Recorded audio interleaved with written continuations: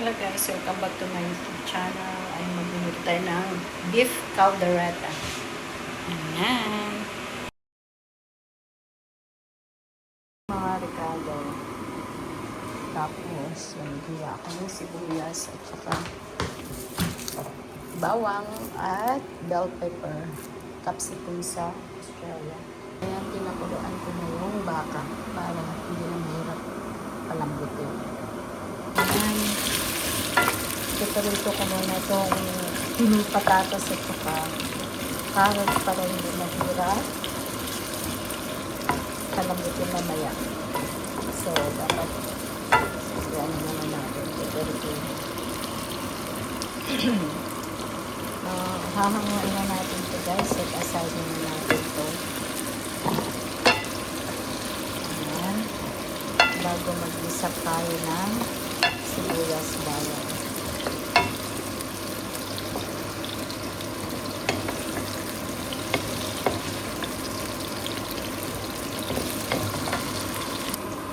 Yan na, ginisa kong sibuyas at bawang. Inuna ko muna yung sibuyas kasi hindi magaling masunog. Dahil ko yung bawang.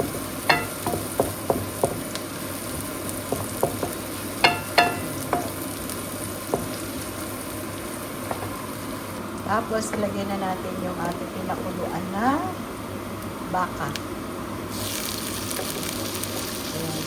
Pinakuluan ko ito, nilagyan ko ng paminta.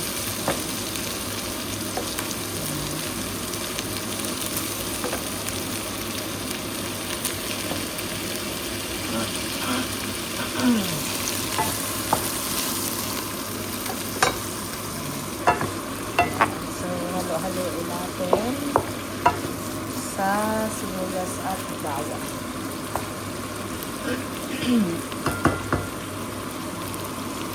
Takpan na natin. So, alisin natin takip. Lagyan natin ng sabaw.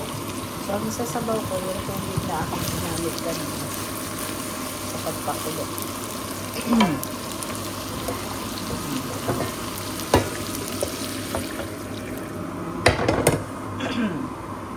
Ayan, pinagpanan natin ng pakuluan.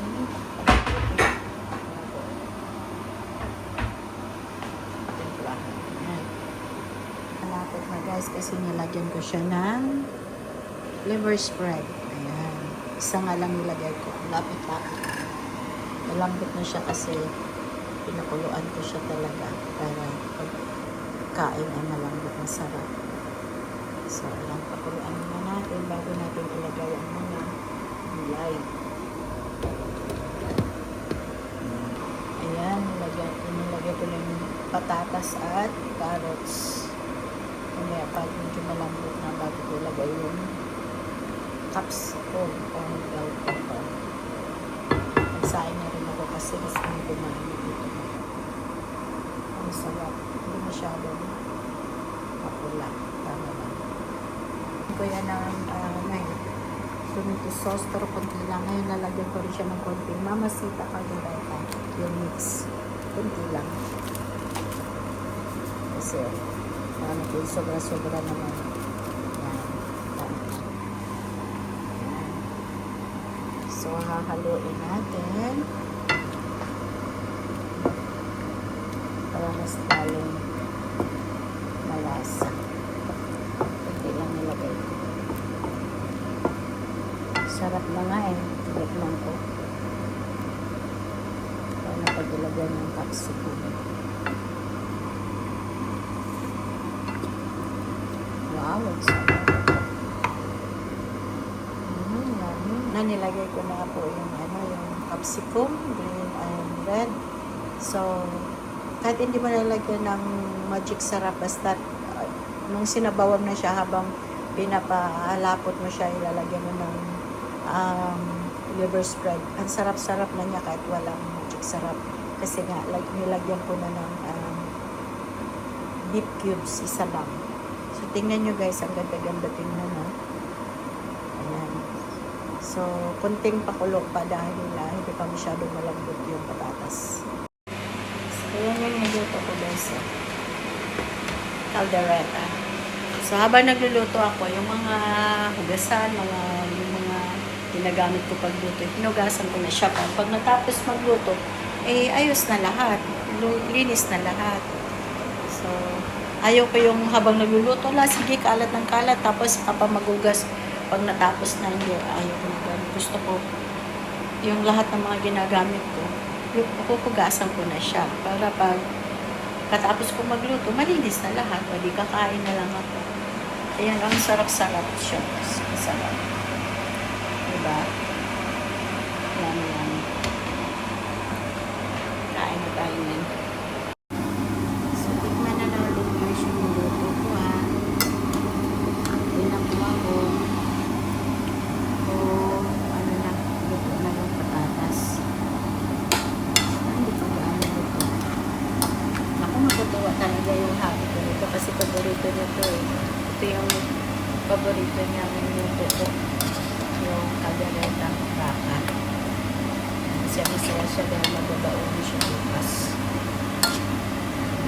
Kasi nagbabao siya.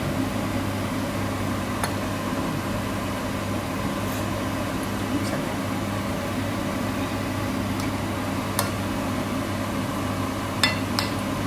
Ngayon naman. Pinakumalambot ng baka kasi pinakuluan ko ng pamangko.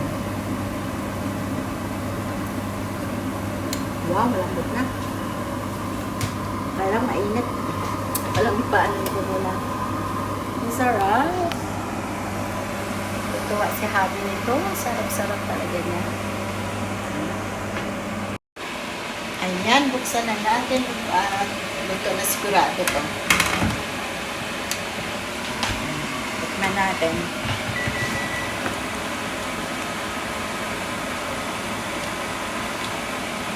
Yes, luto na.